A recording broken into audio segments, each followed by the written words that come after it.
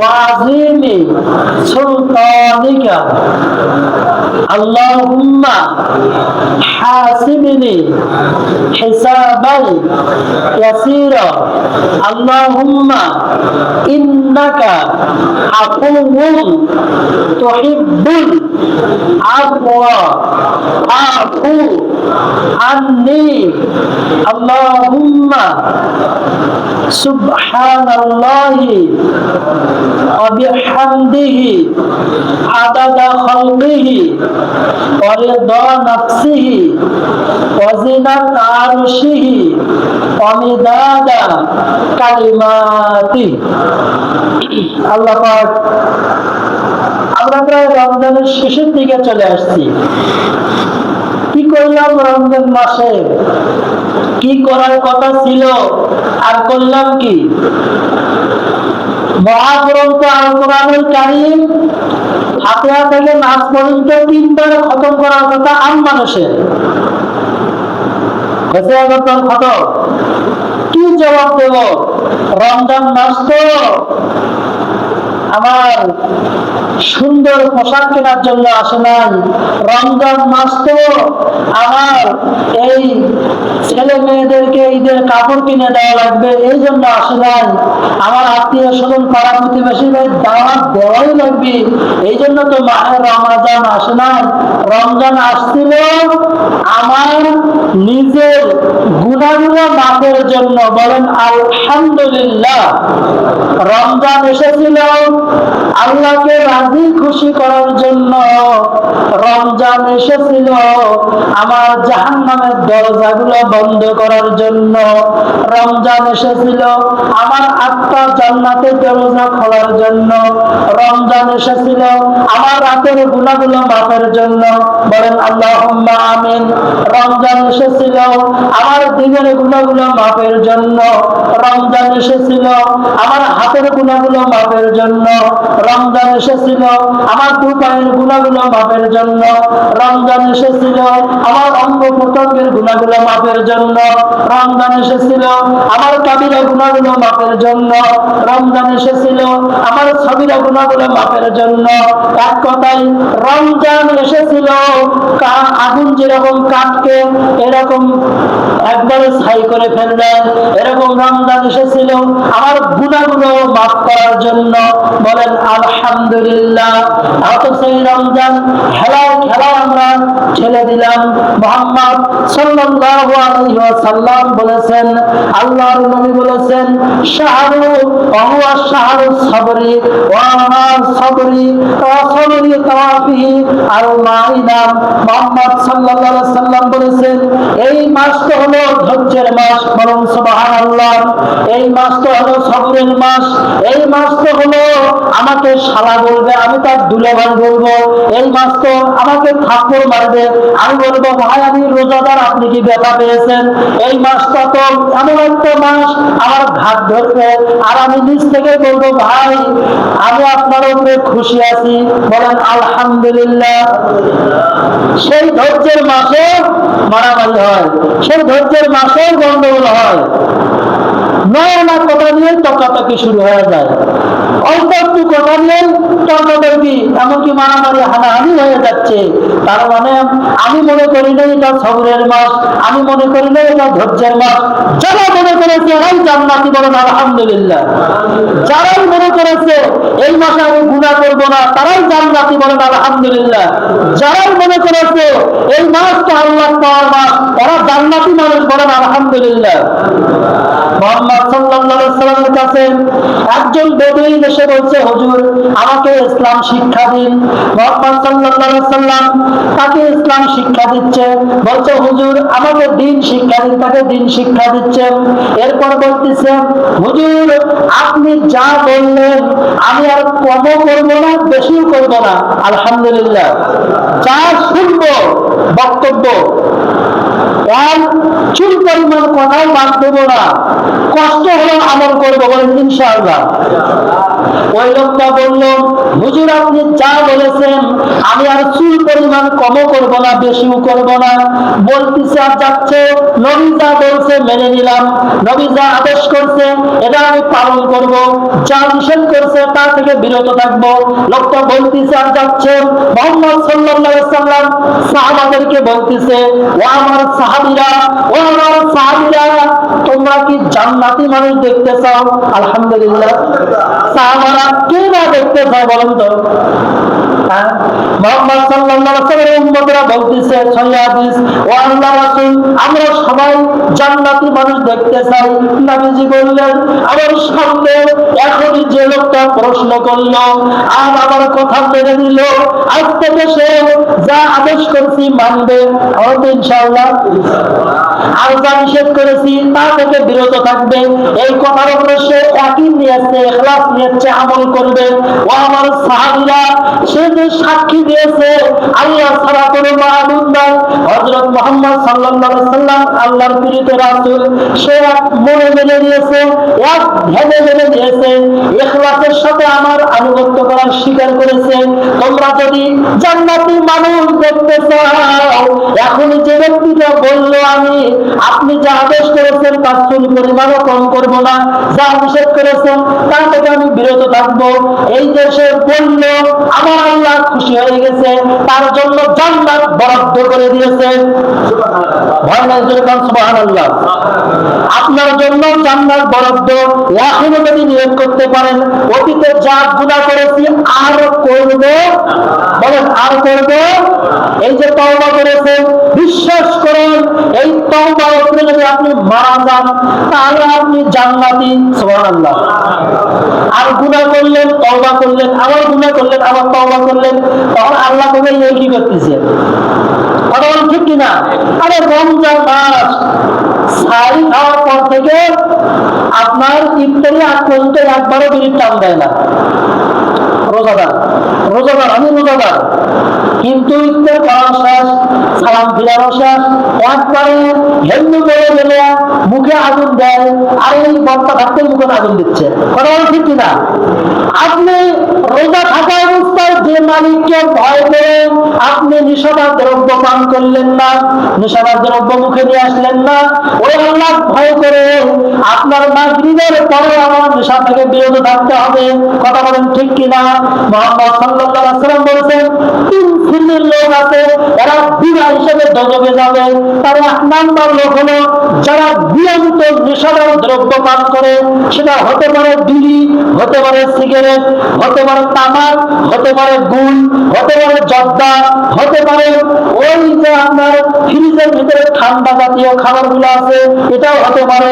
যে কোনো নেশাদার দ্রব্য যেটা খাওয়ার সাথে সাথে আপনার মুখ থেকে দুর্গন্ধ আসতেছে, একবার খাওয়ার পরে আরো 10 বার খাওয়ার জন্য মনটা টানতেছে, এই নেশাদার দ্রব্য যেটা শরীরের জন্য আপনার ক্ষতিকর, ওই নেশাদার দ্রব্যের গায়ে লিখে দেওয়া আছে শরীরের জন্য, স্বাস্থ্যের জন্য ক্ষতিকর। কথা বলেন ঠিক কিনা? খালি এই কথাই লেখা আছে? আরো লেখা আছে ধূমপান বিষ পান, আরো লেখা আছে ধূমপান করলে ক্যান্সার হবে। কথা বলেন ঠিক কিনা? এই রমজানে যদি আপনি এই নেশা ছাড়তে না পারেন ছাড়বেন কখন?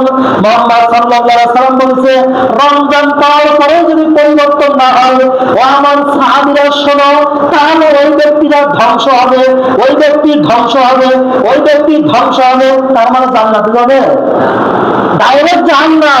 বলেন নাউযুবিল্লাহ। এটা হলো পরিবর্তনের মাস, এটা হলো সবরের মাস, এটা হলো ধৈর্যের মাস। নিজের মনের মধ্যে যত প্রকার রাগ আছে সব মাটির সাথে মিশে দিতে হবে, যত প্রকার গুনাহ করার আকাঙ্ক্ষা আছে সব বাদ দিতে হবে। একটা লোক সে সুদের সাথে জড়িত, আল্লাহ পাক বললেন ইয়ামাহাকুল্লাহুর রিবা ওয়া ইয়ারবিস সাদাকাত, দান মানুষকে কোটিপতি বানায়। আলহামদুলিল্লাহ, আল্লাহর কথা কি সত্য? কই রমজান লাগার থেকে কয় টাকা দান করছি? মুহাম্মদ সাল্লাল্লাহু আলাইহি ওয়াসাল্লাম বলতেছেন দান মানুষকে বালা মুসিবত থেকে বিরত রাখেন। বড় বড় ঝড় তুফান চলে আসছে, আপনি বলতেছেন আল্লাহ আমাকে তুমি বাঁচাও, আমি এখান থেকে বাড়িতে যাই, মাদ্রাসায় একটা ছাদগা দেব। দেখবেন যে ঝড় তুফান থেকে পৃথিবীর কেউ বাঁচাতে পারতো না, এই একটা ছাদগা আপনার সেই ঝড় তুফান থেকে বাঁচিয়ে নিয়েছে। বলেন আলহামদুলিল্লাহ। আপনি অসুস্থ, শরীরে কোনো আরাম পাচ্ছেন না, শুয়ে থেকেও শান্তি পাচ্ছেন না, ডাক্তারের কাছে লক্ষ লক্ষ টাকা শেষ করলেন, শেষ খেলা। আপনি এখন একটু আল্লাহর দিকে মুতাওয়াজ্জ হয়ে দান করেন, দেখবেন ডাক্তারের ওষুধ খাওয়া যে আপনার সুবিধা হয় নাই, এই দান করার নিয়ত করার সাথে সাথে আল্লাহ আপনার আরোগ্য দান করবে। বলেন সুবহানাল্লাহ। আজকের হাদিসে এটাই এসেছে যে দান মানুষকে কোটিপতি বানায়, এটা হচ্ছে কোরআনের আয়াত, আর সুদ মানুষকে ভিক্ষুক বানায়। এখন দান সুদ খায়, ওরই ইটের বাড়ি, নিজের দান করে ওরই ইটের বাড়ি। আবু বকর দান করছে, সেজন্য আবু বকর কি ইটের বাড়ি হয়েছে? কিন্তু তাই সুদ খেতে অনেকের বাড়ি হয়েছে। তার মানে কি কোরআন মিথ্যা? বলেন নাউযুবিল্লাহ। মিথ্যা হবে না, তাহলে কি হবে? আল্লাহ পাক দানকে কোটিপতি হিসাবে উল্লেখ করেছেন। আমি যে আমার বাড়ির একটা ফকির, একটা মিসকিনকে 10 টাকা দান করেছি, তার মানে ও 10 টাকার মালিক আমি বানিয়ে দিলাম। বলেন সুবহানাল্লাহ। এই যে অর্থ সম্পদের মূল মালিক আল্লাহ, মূল মালিককে আমাদেরকে নাড়াচাড়া করে দিচ্ছে। সিরাজুল ইসলাম ভাই, আপনি ঘরে টাকাটা নাড়াচাড়া করেন, আমি দিলাম, বাজারে অমুককে দিয়ে আসেন, আমি খালি নাড়াচাড়ার দায়িত্ব আমার, কিন্তু এর মূল মালিক কেনা। এখন আল্লাহ জিজ্ঞেস করে, আল্লাহ আপনি তো মূল মালিক, আমি কোনটার মালিক? কন্যা সুবহানাল্লাহ। আল্লাহ বলতেছে, বান্দা তুমি যা দান করলা এটার মালিক তুমি। সুবহানাল্লাহ। আর বাড়ির যে এখনো প্রাচীর তৈরি করছেন, বাড়ির যে ভিত্তি দিয়েছেন, আপনি যে বিল্ডিং করেছেন, যা অর্থ সম্পদ আছে, ওগুলোর মালিক আপনি না আপনার ওয়ারিশ। কথা বলেন ঠিক কিনা? আমার ওয়ারিশ হলো আমার সম্পদের মালিক। আমি মালিক কোনগুলোর? যেগুলো আমি দান করেছি ওগুলোর মালিক হচ্ছে আমি। আল্লাহ পাক বললেন, ইয়ামহাকুল্লাহু রিবা ওয়া ইয়ারবিস সাদাকা।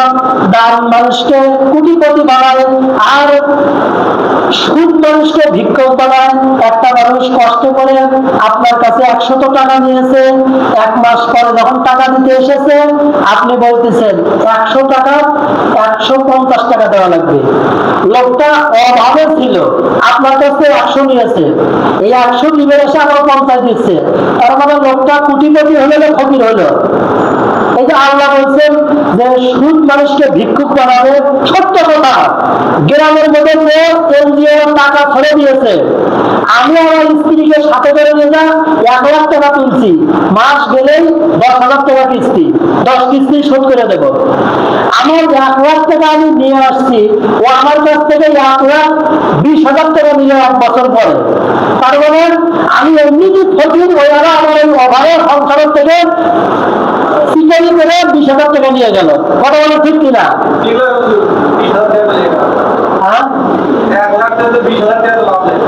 নেন তো মানুষ, সেটাই তো বলতেছি।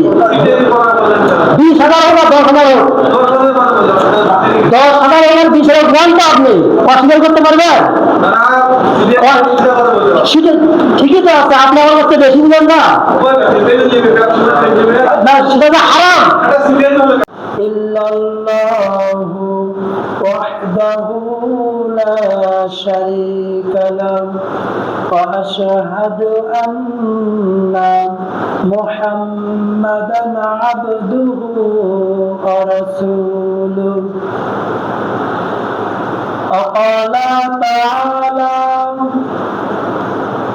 يمحق الله الربا ويربي الصدقات إن الله وملائكته يصلون على النبي يا أيها الذين آمنوا صلوا عليه وسلموا تسليما।